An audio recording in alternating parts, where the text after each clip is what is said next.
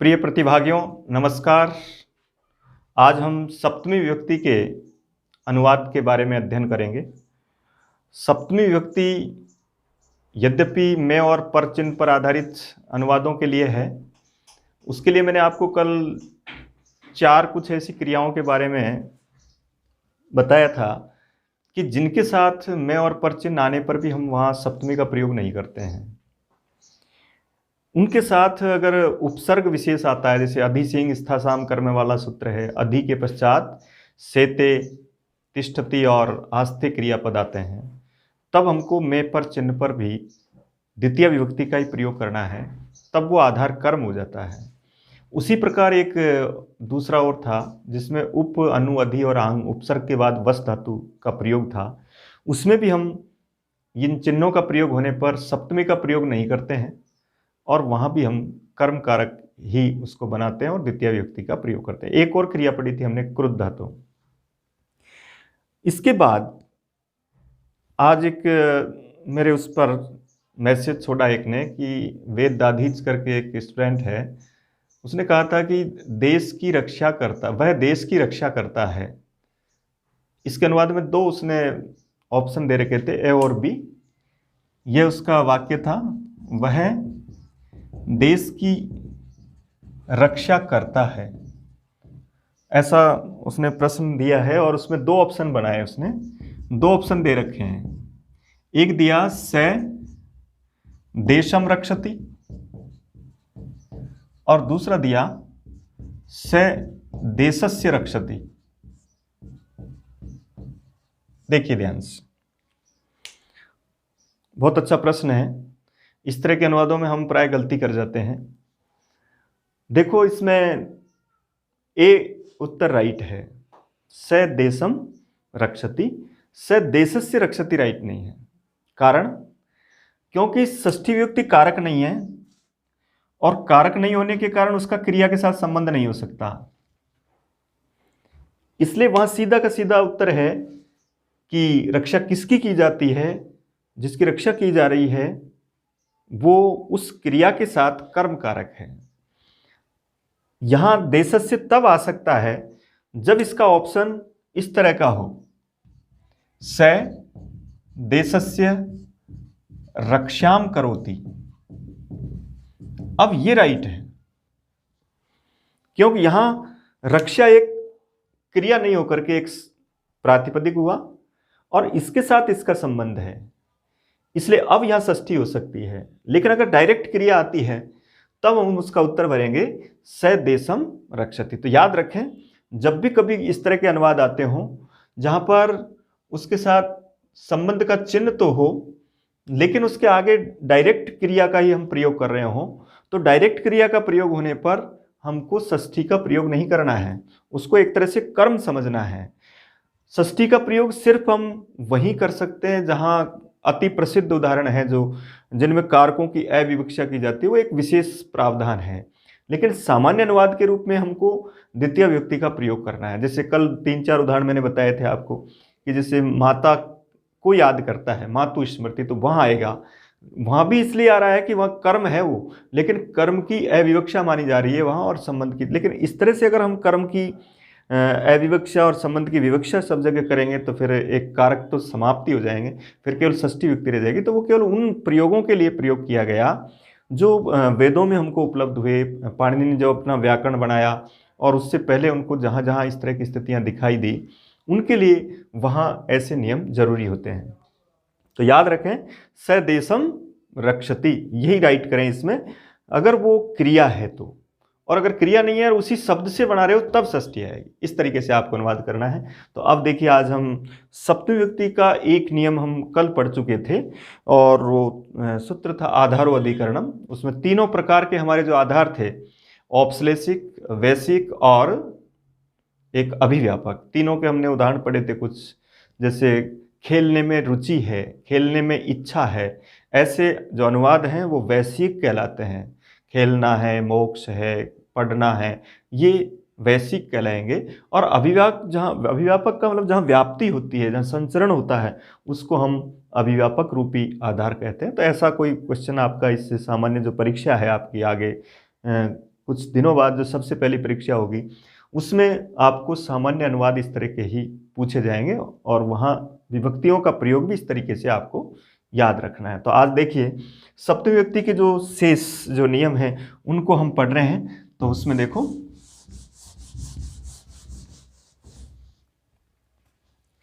इसमें सबसे पहला नियम मैं और पर वाला आपने कल पढ़ा था और वहाँ सप्तमी विभक्ति का प्रयोग कर रहे थे हम, केवल उनमें नहीं कर रहे थे, 3-4 जो पढ़े थे हमने।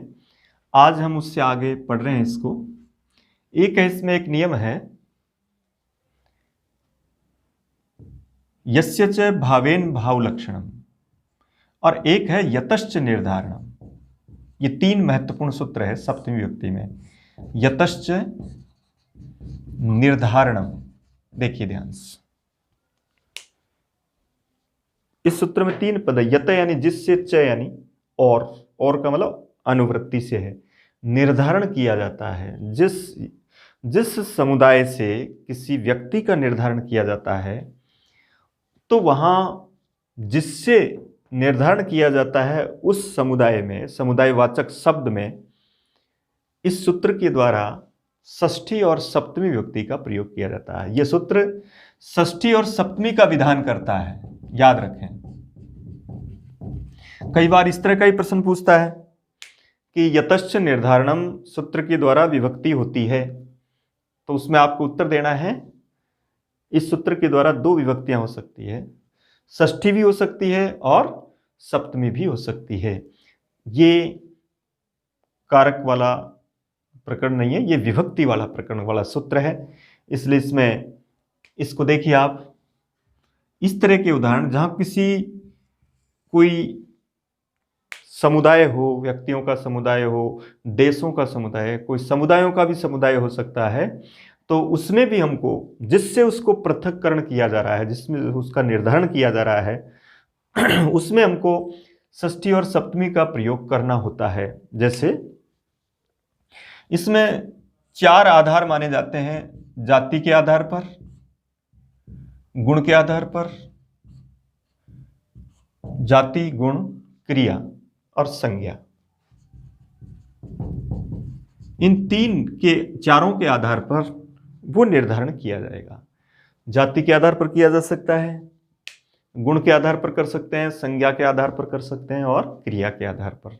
जैसे मैंने एक वाक्य इस तरह का अनुवाद किया कि छात्रों में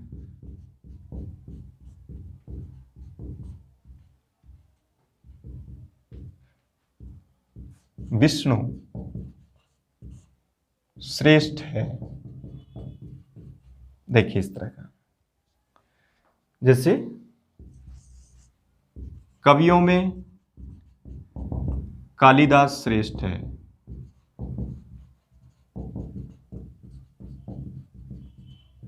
इस तरह के वाक्य जहां एक समुदाय विशेष में से किसी एक का चयन किया जाए, किसी एक का निर्धारण किया जाए, तब उसमें अनुवाद इस तरह से करेंगे। देखिए अब यहां छात्रों में, इसका जब अनुवाद करना है तो इसमें दोनों विभक्तियां आ सकती है।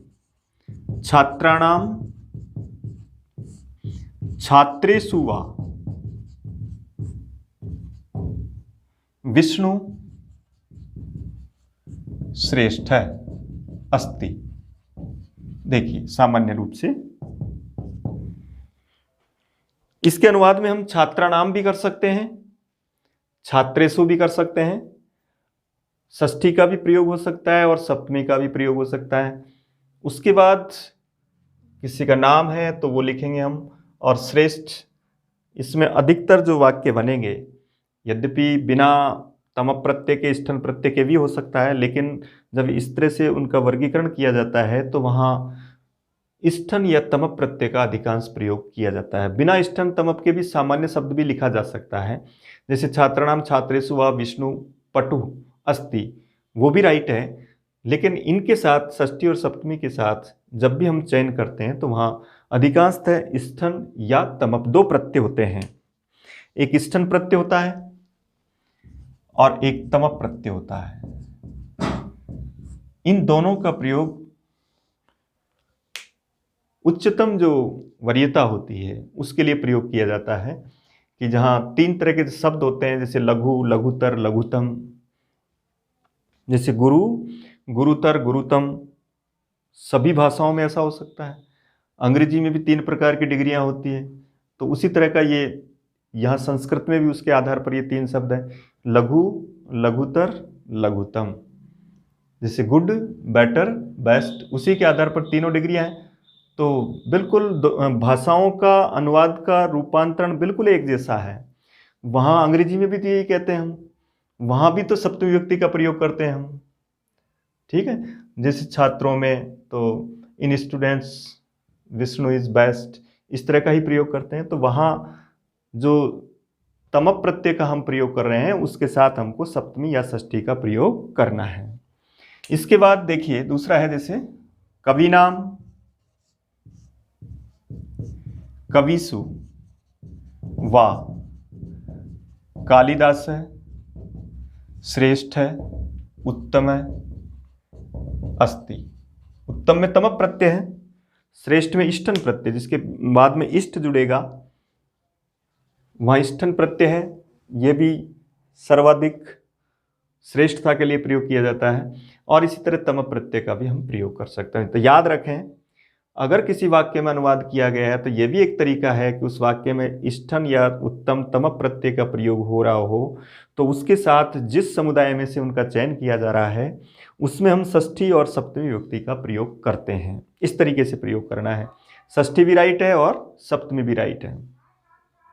अब ये पूछा जाए कि इस वाक्य में बताइए, ये वाक्य किस तरह का वाक्य है, क्या जाति पर आधारित है या गुण पर या संज्ञा पर या क्रिया पर। तो याद रखो, जहाँ कोई किसी के नाम से प्रसिद्धि हो रही है तो वो संज्ञा वाला उदाहरण होगा। तो जहाँ पर कालिदास, विष्णु इत्यादि जो नाम लिए जा रहे हैं ये संज्ञा वैस के सप्तमी या षष्ठी के उदाहरण है। यतश्च निर्धारण, सूत्र पूछता है ये किस सूत्र का उदाहरण है, सीधा सीधा उत्तर याद रखो, इष्टन तमप आदि जो प्रत्यय जुड़े हुए हैं वो उदाहरण यतश्च निर्धारणम का होगा। या बहुतों में से किसका एक चयन किया जाए वो उदाहरण किसका होगा, यतश्च निर्धारण। कई जगह पर इष्टन तमप का प्रत्यय प्रयोग नहीं भी होता है, साधारण उस वाक्य को ही लिख देते हैं। इसके बाद देखो, जैसे दूसरा लिखा हमने कि मनुष्यों में ब्राह्मण श्रेष्ठ है। अब यहां जाति का सूचक हुआ ये शब्द, जाति का सूचक, तो ये जाति वाला उदाहरण हुआ। तो मनुष्यानाम मनुष्येषु या नृणाम नृषु वा द्विजः श्रेष्ठ है, इस तरीके से। तो द्विज एक जाति विशेष, जाति का जब नाम आए तब उसके लिए हम इस तरह का प्रयोग करते हैं, उसको जाति के आधार पर। तो आपको तो सिर्फ इतना याद रखना है, इतना बड़ा क्वेश्चन नहीं होगा। ये नहीं पूछा जाएगा कि जाति का उदाहरण कौन सा है, गुण का कौन सा है, संज्ञा। ये तो बहुत बड़ी परीक्षाओं के लिए है, जहाँ कॉलेज लेक्चर या स्कूल लेक्चर की जो एग्जाम्स होती हैं उनमें ज़रूर ऐसा पूछा जा सकता है। रीट में सामान्यतः याद रखना है, या तो वो इसका अनुवाद करवाएगा या ये पूछेगा कि यहाँ इसके साथ कौन सी विभक्ति आएगी। अधिक से अधिक ये पूछ सकता है कि यहाँ किस सूत्र का ये उदाहरण है। तो मुख्य मुख्य सूत्र ये हैं जिनके आधार पर आपसे अनुवाद या कारक के रूप में पूछे जा सकते हैं। इसके बाद देखो क्रिया वाला उदाहरण है, जैसे जहाँ क्रिया आ जाए, जैसे चलने वाले, पढ़ने वाले, उसके रूप में जो वाक्य आएंगे वो इसमें आएंगे। जैसे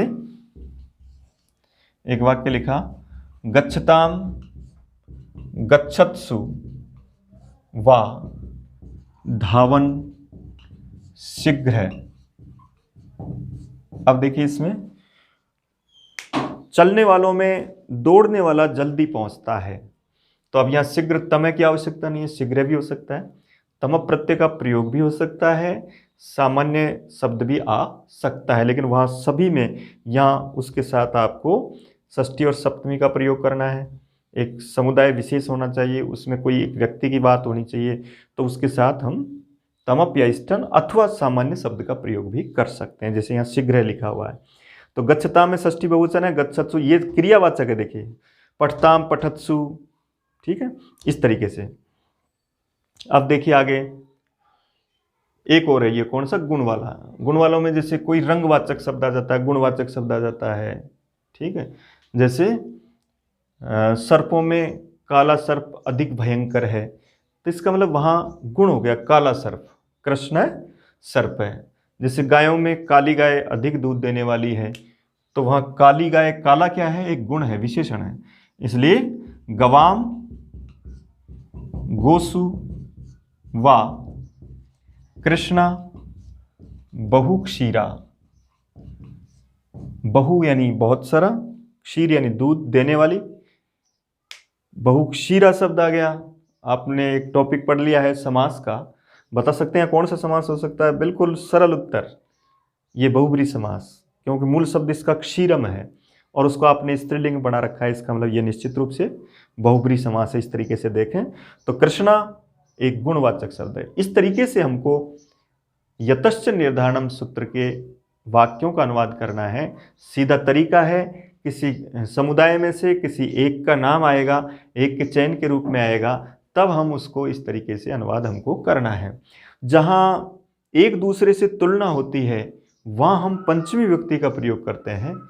पंचमी में हमने पढ़ा था, पंचमी में नहीं पढ़ा तो उसके साथ हमने आपको जब तरप और तमप प्रत्यय पढ़ाए थे उसमें मैंने इसके काफ़ी उदाहरण लिखाए थे कि तरप प्रत्यय के साथ हम पंचमी का प्रयोग करते हैं। जैसे राम श्याम से बड़ा है, तो याद रखो 3 शब्द आपके पास, एक तर वाला, तरप प्रत्यय वाला, उसके साथ पंचमी विभक्ति लगाएंगे, ध्यान रखें। और इष्ठन और तमप जिसके बाद में आएगा वहाँ आपको षष्ठी और सप्तमी लगानी है। सामान्य शब्द आए और बहुवचन का प्रयोग, बहुत सारे लोगों का एक समुदाय है, उसमें से किसी एक का चयन हो, वहाँ भी आपको षष्ठी और सप्तमी का प्रयोग करना है। उसमें उत्तर आपको यतश्च निर्धारणम भरना है। ये कई बार पूछा गया, यतश्च निर्धारणम सूत्र कौन सी विभक्ति करता है? तो षष्ठी और सप्तमी करता है। इसके बाद दूसरा नियम देखिए इसका, सप्तमी विभक्ति का। इसके बाद देखो सप्तमी विभक्ति में 3 सूत्र ज़्यादा महत्वपूर्ण हैं। 2 आप पढ़ चुके हैं, पहला था आधार अधिकरणम जो सामान्य आधार की बात करता था। दूसरा हमने पढ़ा था अभी कि बहुत एक समुदाय में से किसी एक व्यक्ति का चयन हो जाता है। एक तीसरा और महत्वपूर्ण सूत्र है यस्य च भावेन भाव लक्षणम, यस्य च भावेन भाव लक्षणम, ये सूत्र भी महत्वपूर्ण है। ये 3 ज़्यादा महत्वपूर्ण सूत्र है सप्तमी विभक्ति में, जिनके अनुवाद प्राय पूछे जाते हैं। तो देखो इसमें यस्य च भावेन भाव लक्षणम, यस्य यानी जिसके, भाव का मतलब है यहाँ क्रिया से, जिसकी क्रिया से भाव यानी दूसरी क्रिया, लक्षणम यानी लक्षित होती हो। पहली क्रिया से अगर दूसरी क्रिया लक्षित होती है तो उसमें वहां सप्तमी विभक्ति का प्रयोग करते हैं। च का मतलब यहां जिस विभक्ति का चल रहा है कार्य, उस विभक्ति का च के द्वारा अनुवर्ती होती है। तो यस्य च भावेन भाव लक्षण। लेकिन ये थोड़ा सा कठिन सूत्र है, इसको आप इस तरीके से देखें कि जिसकी क्रिया से दूसरी क्रिया लक्षित हो रही है वहां षष्ठी, वहां केवल सप्तमी का प्रयोग किया जाता है, षष्ठी का नहीं, केवल सप्तमी विभक्ति का प्रयोग करते हैं। षष्ठी सप्तमी का प्रयोग यतश्च निर्धारणम में करते थे। इसको आप इस तरीके से देखें, जैसे इस तरह से अनुवाद करेंगे। जैसे एक वाक्य लिखा, मेरे आने पर वह गया। इस तरह के वाक्य इस सूत्र के उदाहरण होते हैं, जहां पहली क्रिया से दूसरी क्रिया प्रभावित हो रही हो, पहली से दूसरी लक्षित हो रही हो। ऐसे अनुवाद में इस सूत्र का नियम लागू होता है। और उसके द्वारा हम कैसे अनुवाद करते हैं उसमें भी याद रखो, उसका जो फर्स्ट पार्ट है वो इस सूत्र का नियम पर चलेगा। बाद का पार्ट तो एक सामान्य वाक्य है, स गतः या स अगच्छत, इस तरीके से। उसके बाद वाला तो एक सामान्य अनुवाद हमने जो पढ़ा था कि लंग लकार में हम इस तरह का प्रयोग कर सकते हैं, तो उसके आधार पर हम स गतः स अगच्छत इस तरह का प्रयोग करते हैं। अब यहां देखो, ये जो अनुवाद है ये सिर्फ इसका है, इसके आधार पर इसका अनुवाद करेंगे। तो यहां ये सप्तमी विभक्ति कहाँ होती है ये देखें हम। सप्तमी विभक्ति कर्ता में भी होगी मई, और इसमें भी, इसमें कोई कृत प्रत्यय जुड़ करके सप्तमी विभक्ति आपको बनानी है। या तो हम सत्री सानच जोड़ करके कर सकते हैं या तय प्रत्यय जोड़ करके कर सकते हैं। तो मई आगते, लास्ट में एक ऐसा शब्द और उसको चिन्हित लिखें तो लिखें, नहीं कोई आवश्यक नहीं है। मई आगते स गतः, मेरे आने पर वह गया, मेरा आना हुआ और उसके बाद उसका जाना हो, तो ये क्रिया इससे प्रभावित हुई। याद रखें इसका अनुवाद करने के लिए यहाँ सप्तमी का प्रयोग कर्ता में, और उसके पश्चात क्रिया में भी कत प्रत्यय या सत्री प्रत्यय या सानच प्रत्यय जोड़ करके हमको सप्तमी का प्रयोग करना होता है। इसी तरह से एक दूसरा है, जैसे राम के वन में जाने पर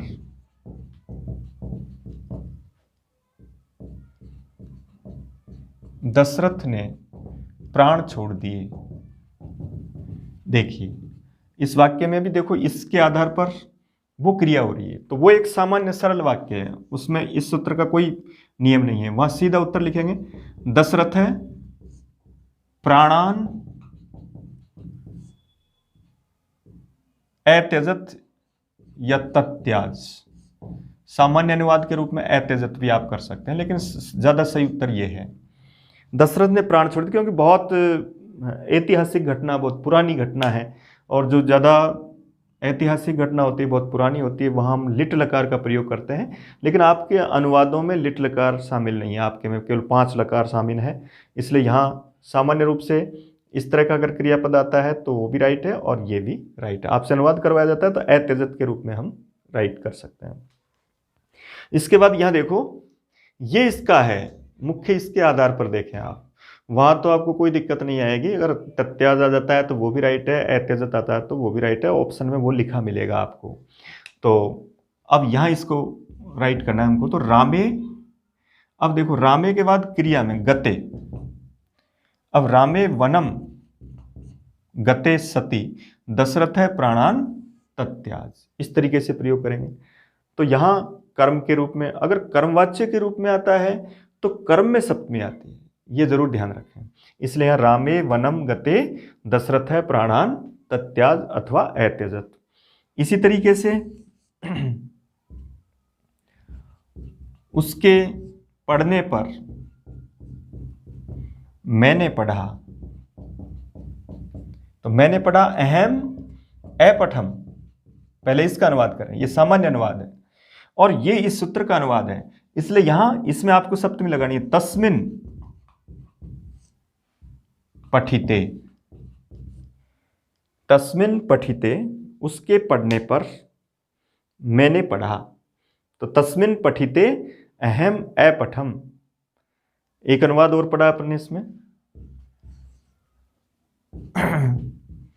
गायों के दूहे जाने पर बह गया। अब ये थोड़ा सा चेंज है, गायों के दूहे जाने पर, ये कर्म वाच्य का प्रयोग है और कर्म वाच्यों के प्रयोग में कर्म में सप्तमी आएगी, इसलिए गोसु, कर्तृवाच्य में कर्ता में सप्तमी आएगी, तो गोसु दुह्य मानासु स गतः, इस तरह का अनुवाद। गायों के दूहे जाने पर, देखो यहां कर्म वाच्य का प्रयोग है इसलिए कर्म में सप्तमी आई, और उसके साथ साथ यहां सानच प्रत्यय जोड़ करके उसमें सप्तमी की, दूहे जाने पर, तो दुह्य माना स्त्रीलिंग है गो शब्द, और दुह्य मानासु सप्तमी का प्रयोग करेंगे। तो गोसु दुह्य मानासु से गत है, यहां हम सूत्र लगाएंगे यस्य च भाव लक्षणम। इसलिए याद रखो, जब कर्ता में भी सप्तमी हो और उसके क्रियावाचक शब्द में भी सप्तमी हो, तब वह सूत्र यही है, यस्य च भावेन भाव लक्षणम। इस सूत्र के आधार पर उसका हम अनुवाद करते हैं। इस तरीके से हम कोई भी ऐसा अनुवाद आए तब याद रखो वहाँ आपको पहले कर्ता और क्रिया में आपको सप्तमी का प्रयोग करना है, तय प्रत्यय के रूप में आपको ऐसा प्रयोग करना है, और वहाँ सभी के अनुवाद इस तरीके से आप कर सकते। ये 3 सप्तमी विभक्ति के महत्वपूर्ण सूत्र हैं जिसके आधार पर हम ये अनुवाद सीखते हैं और पढ़ते हैं। पहले पहली क्रिया हो, इसके बाद देखो तीसरे में कुछ मुख्य उदाहरण इस तरीके से है जो कुछ बचे हुए हैं इन 3 सूत्रों के अलावा, और भी कुछ ऐसे आ जाते हैं ऐसे वाक्य जिनको भी हमको याद रखना है, तो चौथे नंबर पर आप उनको लिखेंगे। जैसे एक तो है आपका ये विश्वस धातु है, एक आपकी स्नेह धातु है, और एक आपकी ये प्रत्युपसर्ग और ई धातु है जो विश्वास के रूप में प्रयोग की जाती है। और विश्वसनीय है और प्रत्यय, इनके साथ इन क्रियाओं में देखिए, इन क्रियाओं का जहां प्रयोग होता है उसमें हमको सप्तमी व्यक्ति का प्रयोग करना होता है, ये जरूर याद रखें। इनमें भी जैसे पहला और तीसरा जो है ये तो एक ही अर्थ में काम करता है, विश्वसिति यानी विश्वास करता है, प्रत्येति का मतलब भी विश्वास करता है। तो जहां विश्वसिति क्रिया और इसी तरह प्रत्येति क्रिया, विश्वसिति से विश्वास शब्द बनेगा और प्रत्येति से प्रत्यय शब्द बनेगा। तो याद रखो, इनका जहां आप प्रयोग देखें तो वहां आपको सप्तमी का प्रयोग करना है। जैसे वह मुझ पर विश्वास करता है, ऐसा वाक्य है, तो स मई विश्वसिति, ऐसा हम अनुवाद करेंगे। देखो ध्यान से, यहां तो हम अनुवाद सरल सही कर सकते हैं क्योंकि यहां पर चिन्ह आ रहा है, मुझ पर, और पर के रूप में हम सप्तमी का प्रयोग वैसे भी राइट हो रहा है। फिर भी याद रखें कि विश्वसिति या विश्वास शब्द जब आप देखें तो आपको सप्तमी लिखनी है। और प्रत्येति का मतलब भी विश्वास करता है और प्रत्यय का मतलब भी विश्वास है। इन शब्दों का, इन क्रिया और इन शब्द का भी प्रयोग हो तब भी आपको यही लिखना है। जैसे सा मई प्रत्येति, तब भी आपको, इनका तो हमको अर्थ आता है इसके रूप में, लेकिन इनका कभी कभी अर्थ नहीं आता तो हम थोड़ा सा सही नहीं कर पाते हैं। तो याद रखो, प्रत्येति का मतलब भी विश्वास करना होता है और प्रत्यय का मतलब भी विश्वास होता है, और उसके साथ हमको सप्तमी का प्रयोग। इनमें तो कोई गलती नहीं होगी क्योंकि चिन्ह भी पर आ रहा है, लेकिन इसमें गलती हो सकती है स्नेह में। जैसे माता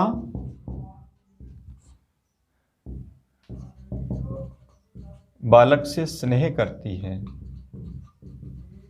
ऐसा वाक्य। अब यहां से चिन्ह आ रहा है, देखो, तो यहां स्नेयति क्रिया के साथ हम गलत अनुवाद कर जाएंगे इस चिन्ह को देख करके। तो याद रखना है, ऐसे जो विशेष हैं जहां चिन्ह के आधार पर अनुवाद नहीं करना, ऐसे ज़्यादा उदाहरण नहीं पढ़े आपने, बहुत कम ऐसे उदाहरण पढ़े हैं।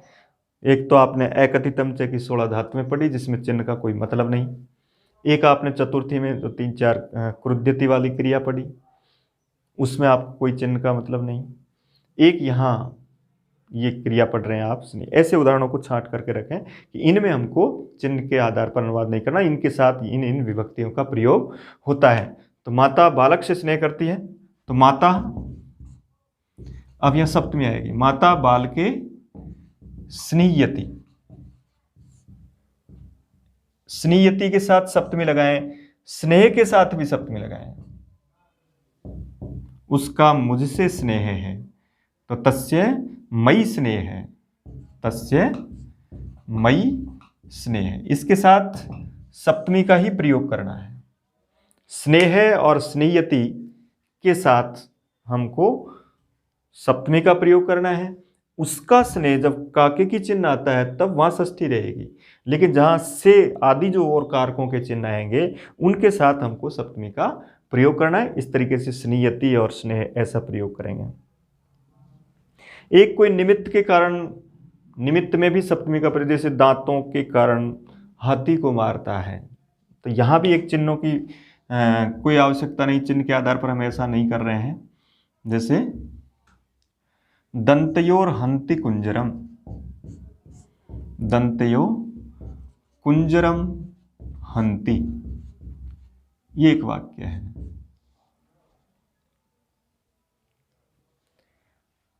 दांतों के लिए हाथी को मारता है। अब यहां देखो के लिए चिन्ह आ रहा है, लेकिन के लिए के कारण यहां चतुर्थी नहीं करेंगे। यहां एक नियम है, निमित्तात् कर्म योगे, अर्थात जहां निमित्त हो, जिसके निमित्त जो काम किया जा रहा है उसमें हमको सप्तमी का प्रयोग करना है, याद रखें। ऐसे 3-4 उदाहरण ज़्यादा प्रसिद्ध हैं, जिसमें 2 उदाहरण तो आप अच्छी तरह याद रखें। एक तो दंतयो कुंजरम हंति और एक चर्मणी द्विपिनम हंति। चर्मणी द्विपिनम हंति, याद रखो इनको। ये 2 उदाहरण प्रसिद्ध उदाहरण हैं, याद सकते हैं। और यहाँ रिक्त स्थान होगा, आपको दंतयो भरना है। यहाँ रिक्त स्थान होगा, आपको चर्मणी भरना है। किसको देख करके? हंति को देख करके। दंतयो कुंजरम हंति, चर्मणी द्विपिनम हंति। यहाँ भी देखो चिन्ह नहीं आ रहा है मैं पेपर, यहाँ के लिए चिन्ह आ रहा है।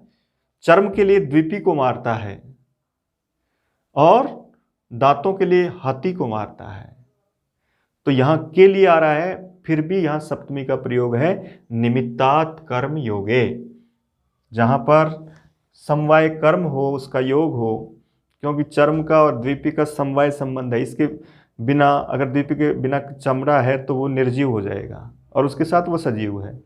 दंती और अंति कुंजरम, कुंजरम के साथ वो सजीव है और बाहर होने पर वो निर्जीव हो जाएगा, उसके साथ समवाय संबंध से रहना चाहता है।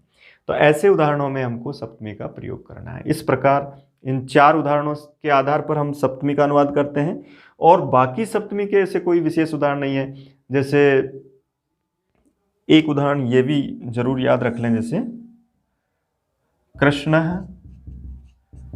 मातरी साधु,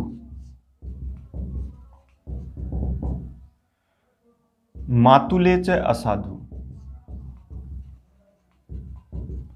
कृष्ण माता के प्रति साधु है और मामा के प्रति असाधु है, यानी दुर्जन है। यहां भी याद रखें, ये इस समय हम ऐसे उदाहरण पढ़ रहे हैं जिनमें चिन्ह कुछ दूसरे लग रहे हैं और विभक्ति सप्तमी लग रही है। तो याद रखो, साधु असाधु शब्द के साथ भी सप्तमी का प्रयोग करना है। मातरी साधु सप्तमी है, रिक्त स्थान आएगा, साधु शब्द देखें और सप्तमी लगाएं। असाधु शब्द जिसके प्रति साधु है, तो यहाँ भी मैं पेपर चिन्ह नहीं है, लेकिन फिर भी इसमें सप्तमी का प्रयोग। तो ये ऐसे उदाहरण है जो स्पष्ट थोड़ा सा याद करते हुए पढ़ें इनको, और बाकी तो आप चिन्ह के आधार पर भी कर सकते हैं। इस तरीके से हम सप्तमी विभक्ति का पूरा ये अनुवाद कर सकते हैं। तो विभक्ति के आधार पर तो हम अनुवाद पूरे सीख चुके हैं कि कहाँ, और बिल्कुल ये भी याद रखो, इस परीक्षा में इन सूत्रों का ही महत्वपूर्ण योगदान रहता है और इनमें से ही प्रश्न आते हैं अनुवाद के या कारक के, इसलिए इनको बारी बारी से अच्छी तरह से अध्ययन करें। तो यहाँ तक पूरा आप कर लेंगे। कल भी हम एक क्लास इसकी ले लेंगे, उसमें जो कुछ बचे हुए हैं, जिस तरह का भी अनुवाद में और कोई पार्ट होता है और जिस तरह की भी क्रियापद हमारे छूटे हुए हैं, जैसे मैंने आपको विधिलिंग का नहीं पढ़ाया है, तो इस तरह के अनुवाद हम कल सीखेंगे जिसमें विधिलिंग। तो कल का जो टॉपिक रहेगा हमारा, वो अधिकांशतः अनुवाद को छोड़ करके एक तरह से धातु के साथ अनुवाद, इस तरह का टॉपिक रहेगा। उसमें जो आत्मनेपद की जो क्रियाएं हम नहीं पढ़े, जिस लकारों में नहीं पढ़ी, उनको भी हम समझेंगे। और इस तरीके से कल धातुओं को विशेष लेते हुए कुछ अनुवाद के बिंदुओं पर चर्चा करेंगे। धन्यवाद।